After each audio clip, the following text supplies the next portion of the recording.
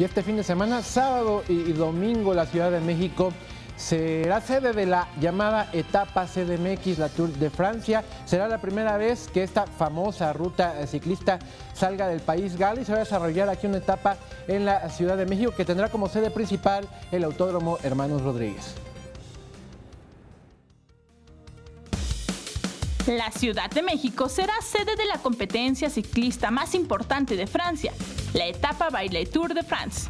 En un evento único en su tipo, este sábado y domingo se llevará a cabo en el Autódromo Hermanos Rodríguez esta competencia que se realiza desde 1903, la cual tiene una duración de 3 semanas.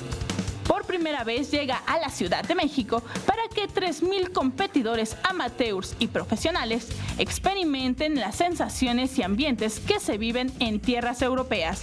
La pista del Autódromo Hermanos Rodríguez será el escenario sobre el que se desarrollarán las 3 categorías de este evento: etapa contrarreloj, etapa en ruta larga y etapa en ruta corta.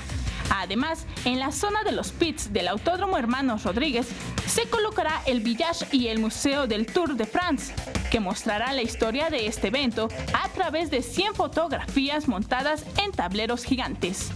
Vianey Zárate, 21 Noticias.